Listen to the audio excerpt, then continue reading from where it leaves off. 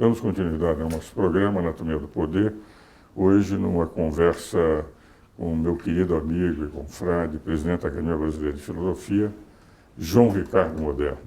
Como eu faço em todo programa, eu lhe ofereço um livro aos nossos convidados. Esse é um livro que eu coordenei com a Adilson e com o Carlos Valdes Nascimento, Tratado de Direito Administrativo, já que temos como grande colaborador um professor titular de Direito Administrativo, com quem vamos almoçar hoje, que é o Márcio Camarosano. Camarosano, muito obrigado. É um tratado analisando os diversos aspectos. São 2 volumes. São 2 volumes. 2 volumes. Uma beleza. Muito obrigado. Eu faço exatamente o meu trabalho muito sobre requintado. A dualidade de iniciativa econômica entre a dualidade o que exerce o poder, isto é, o Estado como atuando na economia, Perfeito. e a iniciativa privada. Maravilha. Então, é disso que nós estamos precisando, hein? Muito dualidade bom. da iniciativa econômica. E a questão ética também, que envolve tudo isso, né? Todo ele está envolvido. Muito bom. Mas o João Ricardo, pois não. A sua tese de doutoramento, antes de falarmos da candidatura, a sua tese de doutoramento foi uma tese originalíssima, e quando você publicou o livro, eu queria que você falasse um pouco antes de falarmos sobre a candidatura. Eu fui para a França, fiz mestrado em Paris 1, Panthéon-Sorbonne, né? Diga-se de passagem, eu não conhecia ninguém, mandei uma carta com currículo, com anteprojeto, foi admitido, não só lá, mas em outra, mas optei por Paris 1. Depois entrei para o doutorado, que é o antigo chamado terceiro ciclo, troisième cycle, e aí fui ampliando a tese de tal maneira, a pesquisa, que o meu orientador disse que eu deveria passar a ser promovido, e uma comissão aprovou. Eu não cheguei nem a defender a tese de PhD, de troisième cycle, e fui para o doctorat d'État, o doutorado de Estado, que era o mais alto, que hoje corresponde à habilitation na França, que autoriza a orientar a tese na França. Então, além de ser doutor, você tem que estar capacitado para orientar a tese na França. E era o mais alto título, que tinha o François Lyotard, enfim, os grandes filósofos, François Châtelet, enfim, o próprio Foucault e outros, né? Então, eu lutei muito, foi uma dureza, passei muitas dificuldades, mas consegui terminar a tese, defendi em 15 de março de 1989, né? E, enfim, então foi espetacular, né, ter conseguido. Hoje no mundo, sou um dos raros no mundo que ainda tem esse título, né? Porque o título foi extinto depois, porque era muito difícil. Aí eu disse, vamos facilitar um pouco, vamos tirar essa tese. Mas era uma tese que realmente dava muita credibilidade, né? E eu fiz um trabalho, então, na minha área de estética, filosofia da arte e da cultura, né?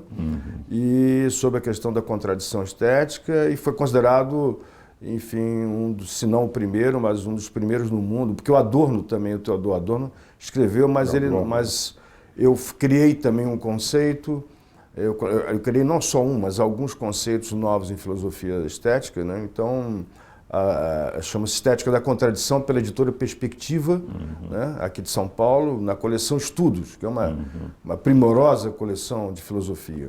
E um outro meu que acabou de sair também recentemente, chama-se Estética e Imaginação Criadora, pela editora Forense Universitária, na qual eu publiquei também, é uma coleção que eu dirijo também. Tem um livro inédito no Brasil, do Durkheim, chama Filosofia Moral. Né, que vai ao encontro justamente de todo esse trabalho realizado.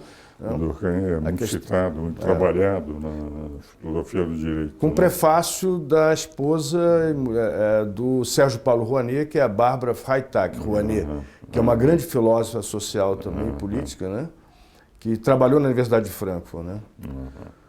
Você vê que nós estudamos, eu estudei na França, mas algo muito mais leve, que foi perfumaria antes de entrar em direito. Em Graça do Sul. Ele é muito modesto, não acreditem nele, não, por favor. É verdade. É tanto que eu deixei a perfumaria, entrei na Faculdade de Direito em 1954. Que maravilha, né? Que maravilha, maravilha. Mas, João Ricardo, como você tem defendido na academia, muitos dos nossos doutores honoris causa são pessoas com um pensamento liberal. Aliás, o Roberto Campos foi membro da academia. Foi membro, meu amigo particular. Nós lançamos aquele livro agora recentemente. Exatamente. Lanterna na Proa, para mostrar que o pensamento na dele popa, continua. Na polpa é o dele. É o dele. E nós, eu e o Paulo Rabelo. Sim, na outra, Paulo. Lançando na proa. Para mostrar que o pensamento ainda é verdade, é verdade. Então, e também tenho defendido que, na prática, o Estado é um mau empregador, e a prova inequívoca é que todos os países de ideias socialistas fracassaram na economia. Exatamente. E todos os criticados países capitalistas são bem-sucedidos. Exatamente. As 20 maiores economias do mundo, nenhum país adotou na política econômica o esquerdismo, como nós temos. E você é um pensador liberal. Exatamente. E dentro dessa linha, você está se lançando candidato a presidente da República no preparado partido que está já com a sua inscrição, os votos necessários. O Liga Democrática Liberal. Líder democrático. Eu sou filiado ao DEM. Uhum.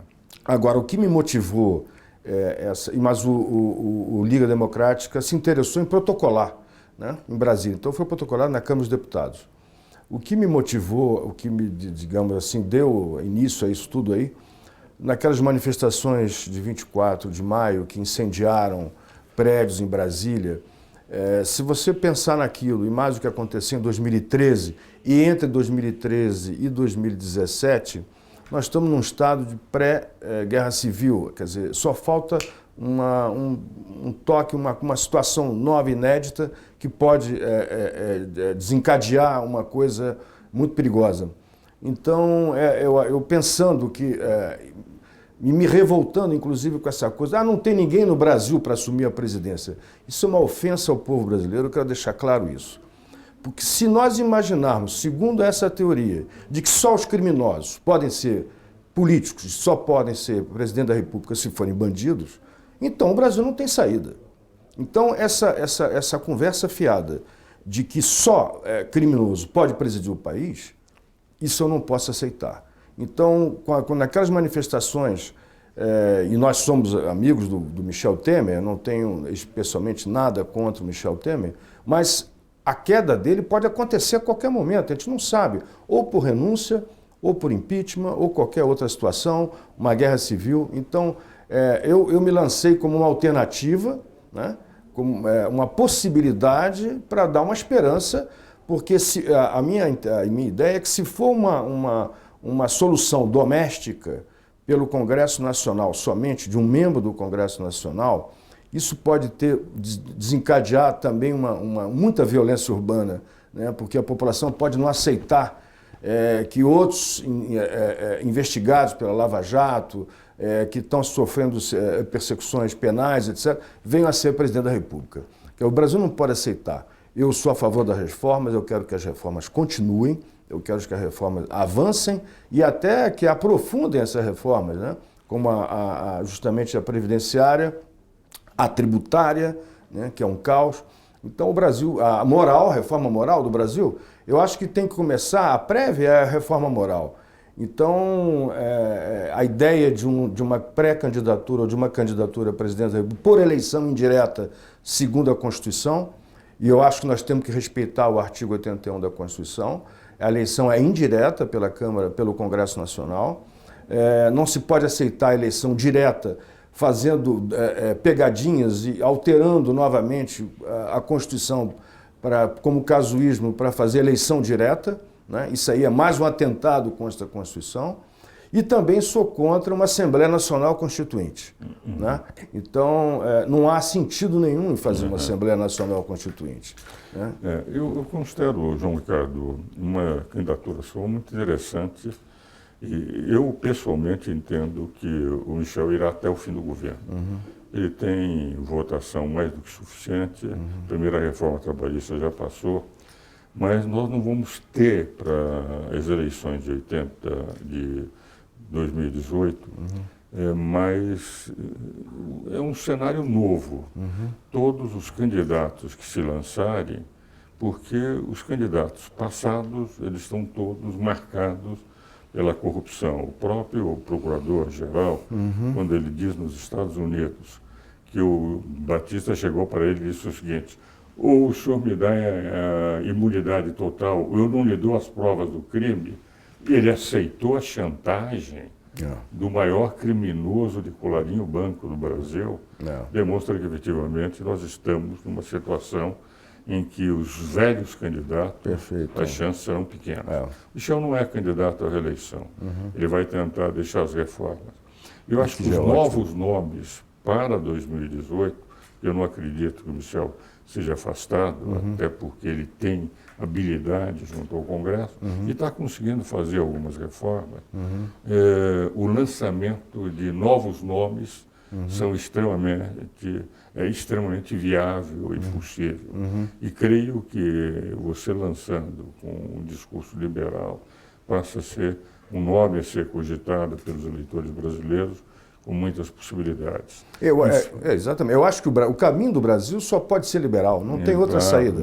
O atraso no país é enorme. Peru, Colômbia... Não dá. Venezuela... que passaram por um discurso liberal, passaram na frente de todos os países. E nós dois fizemos críticas durante muito tempo à Venezuela, à Revolução Bolivariana, e olha o resultado aí, estamos vendo... Só o PT que está defendendo com a Glenn exatamente. Então... Meu caro João Ricardo, o tempo é um inimigo no nosso programa.